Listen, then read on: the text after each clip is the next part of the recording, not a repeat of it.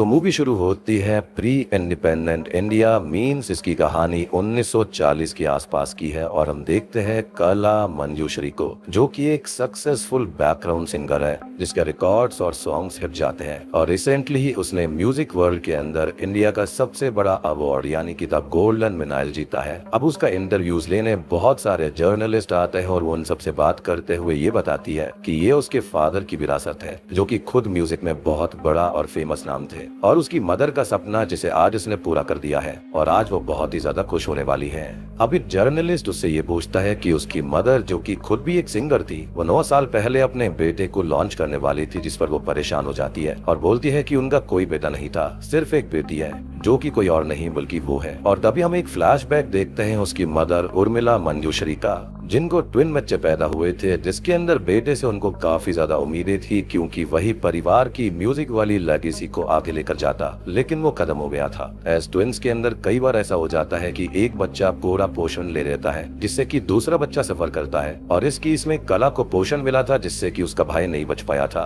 और उर्मिला के मन में तभी से उसके लिए गुस्सा आ गया था जिसे उसने टाइम के साथ कम किया और उसको ही एक सिंगर बनाने की तैयारी शुरू कर दी और ये भी कहा कि वो एक लड़की है तो उसको ज्यादा मेहनत करनी होगी, डिग्निटी को ज्यादा रखना होगा और उसके नाम के आगे एक सक्सेसफुल सिंगर का टैग लगना चाहिए, ना कि कोई नॉर्मल सरनेम। खैर अब कहानी प्रेजेंट टाइम में आ जाती है और हम कला को देखते हैं जो कि अपनी मदर को कॉल करके उसको खुशखबरी देती है कि उसने गोल्डन रिकॉर्ड जीता है और न्यूज़पेपर में उसकी तस्वीर भी आई है जिससे कि वो दोनों बहुत खुश हो जाती हैं। लेकिन तभी वहाँ पर उसकी सेक्रेटरी सुधा आ जाती है और फोन रिंग होता है, मीन्स कला खुद से ही बात कर रही थी। अब वो वहाँ से चली जाती है और अगले सीन में उसकी कुछ और इंटरव्यूज और फोटोशूट्स होते हैं क्योंकि अब वो एक सेलिब्रिटी है जिससे कि वो बहुत ही ज्यादा खुश थी। खैर वो अपने रिकॉर्ड्स को देख ही रही होती है कि तभी उसे ग्लास में किसी का रिफ्लेक्शन दिखता है जो कि उससे बोलता है कि वो एक चोर है, उसने उसके सपने चुराए हैं जिन्हें वो जी रही है और इन अवार्ड्स पर उसका कोई हक नहीं है। तभी वो उसका सर भी पकड़कर ग्लास पर मारता है जिससे कि वो बहुत डर जाती है और घबरा जाती है। अब ये कौन है इसके बारे में हम थोड़ी देर में जानेंगे। खैर अब अगले सीन में उसकी थोड़ी तबीयत ठीक नहीं थी और डॉक्टर उसको चेक करने आता है जो कि ये बताता है कि वो बिल्कुल ठीक है। इस पर वो कहती है कि फिजिकली तो वो ठीक है लेकिन उसके दिमाग में शोर मचता है और मन में डर है जिस पर कि कुछ बुरा होने वाला है। अब डॉक्टर उसको समझाता है कि ये सब स्ट्रेस की वजह से हो सकता है और वो परेशान ना हो, जिस पर वो कहती है कि उसे स्लीपिंग पिल्स भिजवा दो जो कि खत्म हो गई थी। डॉक्टर ये बोलता है कि उसने हाल ही में उसको वो दवाइयां भिजवाई थी और उसको स्लीपिंग पिल्स ऐसे नहीं लेनी चाहिए। उनका ये कहना था कि उसे नॉर्मल सोने की कोशिश करनी चाहिए और दूध वगैरह पीना चाहिए, जिस पर वो कहती है कि उसको वो नहीं पसंद। अब आगे हम कुछ और फ्लैशबैक्स को देख पाते हैं जहाँ पर कला को उसकी मदर उर्मिला म्यूजिक प्रैक्टिस करवा रही थी और वो धीरे धीरे बड़ी भी हो गई थी लेकिन उसका म्यूजिक इतना अच्छा नहीं था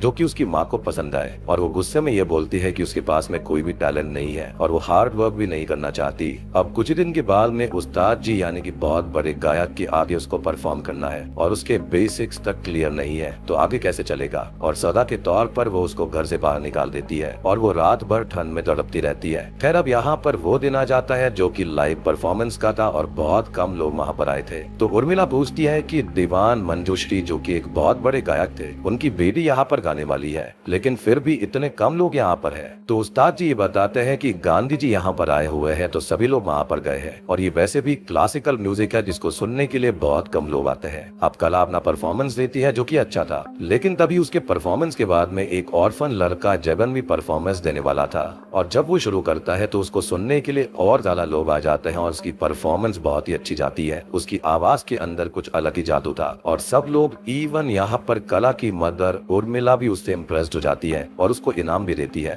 अब कुछ देर के बाद में उर्मिला उस्ताद जी से बोलती है कि उसे अपनी बेटी को नॉर्मल सिंगर नहीं बनाना है, उसको पंडित की उपाधि दिलानी है। अब म्यूजिक या फिर अदर आर्ट फॉर्म्स के अंदर जो भी एक्स्ट्रा ऑर्डिनरी होता है उसको उस्ताद जी या पंडित जी जैसी उपाधि मिलती है और वो चीज उस लड़के जगन के पास ऑलरेडी थी क्योंकि उसके पास में गॉड गिफ्टेड वॉइस थी। खैर अब अगले सीन में उर्मिला जगन को घर पर लेकर आती है और उसको वहीं पर रखने वाली थी और वो कला को उसे दूध लाकर देने का बोलती है। खैर कला अब उसको दूध देती है और फिर वो लोग बात करते हैं जहाँ पर वो बताता है कि उसकी मदर उर्मिला ने ये बताया है कि कला भी अच्छा गाती है और अब से वो तानपुरे पर उसका साथ देगी और ये सुनकर उसे बहुत बुरा लगता है और वो बाहर चली जाती है जिसे संभालने के लिए वो भी बाहर जाता है। और अब हम समझ सकते हैं कि यहाँ पर कला को दूध पसंद क्यों नहीं था क्योंकि जो उसकी सारी की सारी प्रिविलेजेस थी यहाँ पर वो एक ऑर्फन को मिल रही थी। खैर बाहर काफी ठंड थी जिससे कि जगन को फीवर आ जाता है और कला उसका टेम्परेचर चेक करने जाती है लेकिन तभी उर्मिला वहाँ पर आकर उस पर गुस्सा करती देती है कि किसी सिंगर के मुंह में थर्मोमीटर नहीं डालना चाहिए, इसके अंदर मरकरी होता है जिससे आवाज जा सकती है, और ये बात वही समझ सकता है जिसका गायक फैमिली से संबंध हो, और ये उसके ऊपर एक टॉन्ट था। अब कहानी फिर से प्रेजेंट टाइम में आ जाती है और कला नई फिल्म की सॉन्ग रिकॉर्डिंग और गाने के लिए तैयारी कर रही थी। तभी उसे न्यूज मिलती है कि एक बहुत बड़े म्यूजिक डायरेक्टर सनियल जी गुजर चुके हैं। फिर अगले सीन में कला का एक इंटरव्यू हो रहा होता है जहाँ पर उससे सनियल जी के बारे में पूछा जाता है, और वो बताती है कि उसे उनके साथ गाने का कभी मौका नहीं मिला। लेकिन तभी फिर से वही इंसान जो कि उसको ग्लास में दिखा था वहां पर आकर उससे बोलता है कि वो झूठ बोल रही है, और पिछले सीन से हमें इस इंसान के बारे में पता चल चुका है कि कोई और नहीं बल्कि जगन है। अब हम फ्लैशबैक देखते हैं जहाँ पर सनियल जी घर आए हुए थे। जी हाँ, यानी कि यहाँ पर कला उनको जानती थी, जहाँ पर वो जगन का गाना सुनते हैं और उससे बहुत ही ज्यादा इम्प्रेस्ड हो जाते हैं। और कला का भी सॉन्ग उनको सुनना था, लेकिन उर्मिला उसे गाने से मना कर देती है और जगन को ही गाने के लिए बोलती है, जिससे कला को काफी दुख होता है। ऐसा उर्मिला सिर्फ जगन के ऊपर ही फोकस कर रही थी, उसको ही पुश कर रही थी। और उसके अगले ही सीन में वो सनियल जी के साथ में अपनी मदर को भी देखती है, यानी कि उन दोनों का अफेयर भी चल रहा था। अब अगले सीन में वो बाहर बैठी हुई थी और जगन उसके पास में आता है, जिससे वो पूछती है कि उर्मिला सनियल से क्यों मिली है, जिस पर वो कहता है कि वो उसके लिए मिली है ताकि उसको फिल्म इंडस्ट्री में काम मिल पाए, यानी कि जगन को, और साथ ही साथ उसको एक बड़े म्यूजिक डायरेक्टर सुमंत कुमार के साथ भी काम करने का मौका मिलेगा और आगे चलकर वो गोल्डन रिकॉर्ड भी जीत पाएगा। इस पर वो कहती है कि उस अवार्ड को वो जीतेगी अपनी माँ के लिए।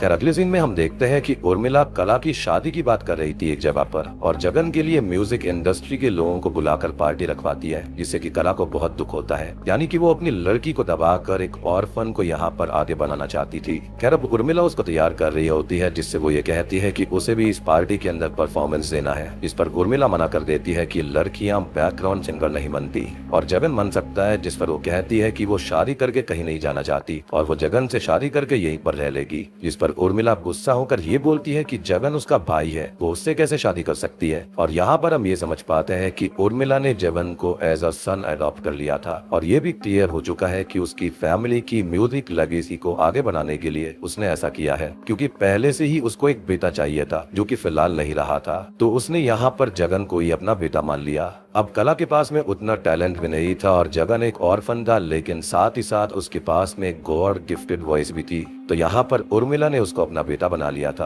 अपनी फैमिली का हिस्सा बना लिया था, ताकि वो उसकी लेगेसी को आगे ले जाएगा। और इससे कला जरा भी खुश नहीं होती, क्योंकि अभी तक उसको ये उम्मीद थी कि वो भी सिंगर बनेगी, उसकी अपने सपने थे वो अवार्ड जीतने की अपनी माँ के लिए, लेकिन अब वो धीरे धीरे खत्म हो रहे थे। और ऐसा इसलिए था क्योंकि उसकी माँ को जगन मिल गया था बेटे के रूप में, और अब वो उसी पर ध्यान दे रही थी। अब कला पार्टी के अंदर सनियल से मिलती है और बात करते करते उसको किस करने की कोशिश करती है, क्योंकि उसके हिसाब से वो उस पर ध्यान देकर उसको चांस दे देंगे। लेकिन तभी वो वहाँ से जाने लगता है तो वो उनसे ये बोलती है कि वो जगन को मौका क्यों दे रहे हैं, जो आगे चलकर उनकी ही जगह ले लेगा। इस पर वो ये कहता है कि ऐसा तो होता ही है, कोई ना कोई किसी ना किसी की जगह ले ही लेता है, और वहाँ से चले जाते हैं। अब तभी जगन की परफॉर्मेंस शुरू हो जाती है और कला यहाँ पर सिर्फ तानपुरा बजाने के लिए बैठी हुई थी, और गाते हुए सडनली जगन की तबीयत खराब हो जाती है और उर्मिला उसको रूम के अंदर लेकर जाती है और डॉक्टर को बुला लेती है। सनियल उससे बोलता है कि अभी उन्हें क्या करना है, क्योंकि इतने सारे बड़े लोग आए हुए हैं जिनसे ही जगन को काम मिलेगा। लेकिन उर्मिला बोलती है कि उसकी तबीयत ठीक नहीं है और उसे अभी उसको संभालना है। और इसी बीच कला अपने गाने का परफॉर्मेंस दे देती है और उसकी परफॉर्मेंस अच्छी जाती है, मतलब एक्सीलेंट तो नहीं थी लेकिन स्टिल काफी अच्छी थी।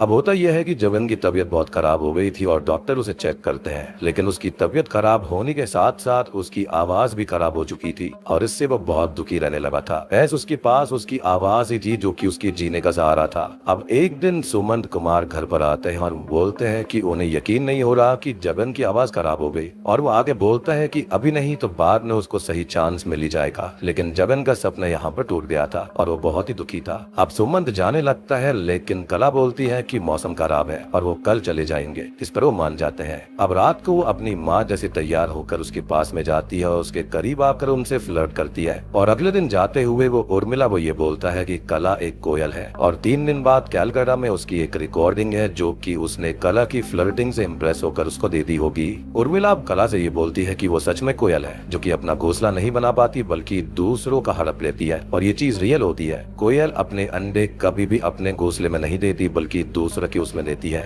और ये चीज इंडिकेट करती है जगन के चांस को, उसके सपनों को जो कि अब कला को मिल गए थे। अब जगन भी बहुत दुखी रहने लगा था और एक दिन वो खुद को खत्म कर लेता है, जिससे उर्मिला पूरी तरह टूट जाती है। जगन के फ्यूनरल के वक्त सभी लोग वहाँ पर आए थे और यहाँ कला को एक बग दिखाई देता है उसकी बॉडी पर। अब कहानी प्रेजेंट टाइम में आती है जहाँ पर उसे मिरर पर वही बग दिखाई देता है और वो उसको मार देती है, लेकिन वो मरकरी में बदल जाता है जिससे कि वो बहुत ही ज्यादा घबरा जाती है। अब बाहर उससे मिलने सुमंत आया हुआ था जो कि वो अपने डाउनफॉल में था और उसे 1-2 मूवी ही बड़ी मुश्किल से मिल रही थी, तो एक के लिए तो वो कला से बात करने आया था लेकिन वो मिलने से ही मना कर देती है और वो दुखी होकर चला जाता है। अब कला उर्मिला को कॉल करती है और बोलती है कि उसके साथ में सब कुछ गलत हुआ है और उसे हेल्प की जरूरत है, लेकिन उर्मिला फोन काट देती है। अब वो परेशान लिफ्ट में थी जहाँ पर उसे सुमंत मिलता है और वो उससे बोलता है कि वो एक बुरी इंसान है, उसने उसको बनाया, अगर वो उसे नहीं बनाता तो वो कुछ भी नहीं होती, और ये सब तो पहले से ही जगन का था। और ये लाइन कला को हिट करती है सीधा दिल में, जिससे उसको बहुत दुख होता है। अब हम फ्लैशबैक देखते हैं जहाँ पर वो रिकॉर्डिंग पर जाने के लिए तैयार थी और उर्मिला बोलती है कि वो जाए लेकिन कभी वापस नहीं आनी चाहिए, क्योंकि अगर वो एक बार बाहर चली गई तो यहाँ पर नहीं आएगी।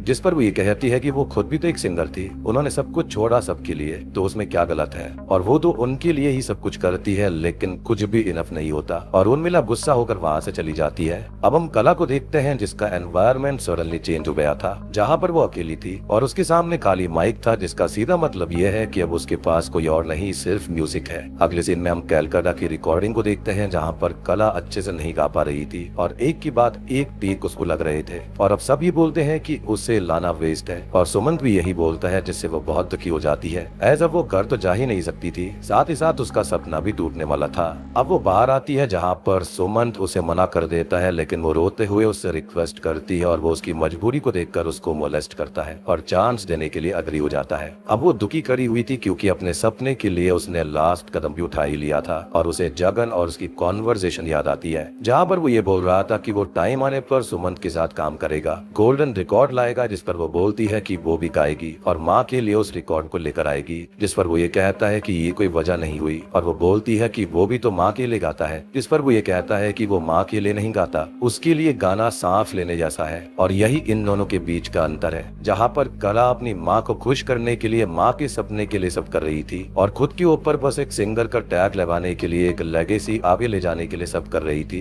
यानी कि उसको रियल में ये सब पसंद नहीं था, लेकिन जगन के लिए गाना उसका पैशन था, ये उसकी इबादत थी और सब कुछ था। पैशन और काम में यही फर्क होता है कि काम करना पड़ता है और पैशन के लिए खुद से स्पिरिट आती है करने के लिए। अब इधर कला सही से रिकॉर्डिंग करती है और गाना सही चलता रहता है, और कई दिनों तक सुमंत उसको एक्सप्लॉइट करता है, इवन उसे कहीं और काम नहीं करने देता, किसी दूसरे म्यूजिक डायरेक्टर से मिलने नहीं देता। लेकिन फाइनली सॉन्ग रिलीज होने के बाद वो खुद ही एक बहुत बड़ी स्टार बन जाती है और अपने लिए सुधा को एज अ सेक्रेटरी रख लेती है, और अब वो सुमन से आजाद हो गई थी। और यहाँ पर उसने जिस मूवी के लिए गाना रिकॉर्ड किया था उसकी एक्ट्रेस यहाँ पर अनुष्का शर्मा होती है, जिसका यहाँ पर कैमियो है। अब कला एक के बाद एक सक्सेस की सीढ़ियां चढ़ती जा रही थी और उसने ढेर सारे रिकॉर्ड्स और फिल्म्स के लिए काम किया था। हर एक रिकॉर्ड को वो अपनी माँ को भेजा करती थी, जो कि कभी भी उसको खोलकर नहीं देखती थी, ना ही सुनती थी। और इसी बीच हम एक सीन को देखते हैं जब सुमंत गैलरी में आता है तो प्रेस और फैंस उसके पास आते हैं, लेकिन जैसे ही कला वहाँ पर आती है तो सारे के सारे फैंस उसके पास में चले जाते हैं। और ये सीन ये चीज दिखाता है कि आज आप कहाँ पर हो और आप किसी को कितना नीचे समझते हैं या फिर गिराते हैं, तो हो सकता है कि कल को वो इंसान आपसे कई गुना ज्यादा ऊपर हो सकता है। और ऐसा ही प्रेजेंट में हुआ था जहाँ पर कला एक स्टार बन गई थी और सुमंत यहाँ पर खुद एक एक प्रोजेक्ट के लिए मोहताज बैठा हुआ था। अब प्रेजेंट टाइम में मूवी आती है जहाँ पर हम कला को देखते हैं जो कि काफी परेशान हो गई थी और प्रेस वाले उसका इंटरव्यू लेने आते हैं, लेकिन उसको जगन की स्पिरिट दिखती है, जिससे वो ये पूछती है कि उसने अपनी जान क्यों ली थी, उसकी सिर्फ आवाज गई थी, जिस पर वो बोलता है कि उसकी आवाज ही तो उसके लिए सब कुछ थी। वो उससे पूछता है कि क्या वो खुश है, जिस पर वो मना कर देती है और ये बोलते हैं कि उसकी माँ तो अभी खुश नहीं है, यानी कि वो अभी भी अपनी माँ को खुश करने के लिए ही ये सब कर रही थी। इनफैक्ट उसे खुद नहीं पता था कि उसने स्टार क्यों बनना चुना था। खैर अब अगले सीन में कला रिकॉर्डिंग के लिए जाती है और यहाँ पर उसे वही ठंडा माहौल, बर्फ वगैरह दिखने लगती है जैसे माहौल के अंदर जगन का दम हुआ था, और उसे जगन की मौत की अपनी माँ की विदम्स आते हैं, जिससे उसकी हालत खराब हो जाती है। बेसिकली वो साइकोलॉजिकल लेवल पर काफी डिस्टर्ब हो चुकी थी। सुधा उसे घर लेकर आती है और वो बहुत ही ज्यादा अनस्टेबल हो गई थी और वो कभी भी जगन के बारे में ये बोल बोलने लगती थी कि वो रियाज कर रहा है। कभी अपनी माँ से खुद ही बात करने लगती और सुधा इससे बहुत ज्यादा परेशान होकर उसको संभालती है और पानी लाकर देती है, लेकिन पानी का गिलास उसे दूध का गिलास दिखाई देता है, जिससे वो बहुत डर जाती है। और दूध वाली बात हम जानते हैं कि ऐसा क्यों था। और अब हम फ्लैशबैक देखते हैं जहाँ पर असल में उसने जगन के दूध में मरकरी ही मिला दी थी और इसी वजह से उसकी तबीयत बिगड़ी और आवाज खराब हुई थी। यानी कि उसने अपनी माँ की दी हुई इंफॉर्मेशन का ही इस्तेमाल किया था। साथ ही साथ यहाँ पर दूध से नफरत करने का और डरने का सबसे बड़ा रीजन यही है, क्योंकि उसको भी ऐसा लगता था कि कहीं उसके दूध में कोई मरकरी न मिला दे। अब हम उर्मिला को देखते हैं जो कि अपने घर पर थी और रेडियो पर कला का वही इंटरव्यू चल रहा होता है जिसके अंदर उसने जगन से बात की थी और असल में वो खुद से ही बात कर रही थी और जगन वाले जवाब भी खुद से ही दे रही थी। और साइकोलॉजिकल ट्रॉमा या फिर इलनेस में ऐसा ही होता है कि पर्सन सबकॉन्शियसली खुद से ही चीजें बोलता है और करता है, और अगर उसे कोई और दिख रहा होता है और उससे बात कर रहा होता है तो उस दूसरे पर्सन जो कि एग्जिस्ट ही नहीं करता वो उसकी तरह खुद ही बिहेव करने लगता है। इधर हम कला को देखते हैं जो कि सब कुछ पाकर कर भी सब कुछ खो चुकी थी और वो काफी ज्यादा अनस्टेबल हो गई थी, जिसके बाद में वो ढेर सारी स्लीपिंग पिल्स खाने लगती है और डॉक्टर और सुधा आकर उसको रोकते हैं। कुछ ही देर के बाद में उर्मिला को डॉक्टर का कॉल आता है जो कि उसको ये बताते हैं कि उसकी बेटी मेंटली इल हो गई है और अब जाकर उसे पहली बार अपनी बेटी की रियल में फिक्र होती है, उसकी याद आती है। वो सोचती है कि उसने जो कुछ भी किया अपनी माँ के लिए ही किया था।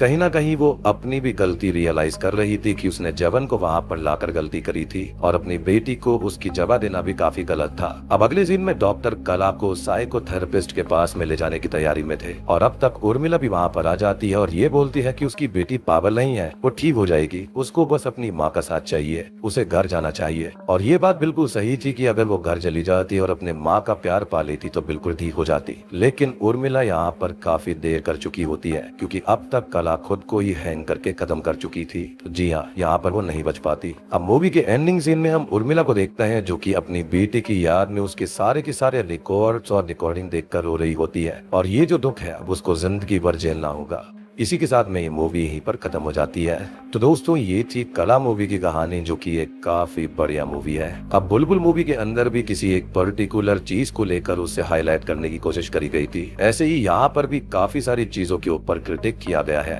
पर्सनली मुझे काफी अच्छी मूवी लगी है। यहाँ पर कॉन्सेप्ट अच्छा है और इसका लेवल भी काफी बढ़िया है। साथ ही साथ अनुष्का शर्मा का कैमियो भी काफी अच्छा है। बाकी आप लोग मुझे बताना कि अगर आपने ये मूवी देखी है तो आपको ये कैसे लगी, यहाँ पर जो इश्यूज दर्शाए गए हैं वो कैसे लगे, और आपको क्या लगता है कि जगन को उसकी माँ को यहाँ लाना चाहिए था या फिर अपनी बेटी के ऊपर यहाँ पर भरोसा करके उसको बहुत ही ज्यादा आगे करना चाहिए था। तो कमेंट सेक्शन के अंदर अपनी राय जरूर देना। और अगर आप इस मूवी को देखना चाहते हैं तो नेटफ्लिक्स पर जाकर देख सकते हैं जो कि फिलहाल ट्रेंडिंग में भी चल रही है। तो वीडियो पसंद आई हो तो लाइक कर देना, कॉमेंट करके जरूर बताना और चैनल के ऊपर नए हैं तो सब्सक्राइब कर लीजिए।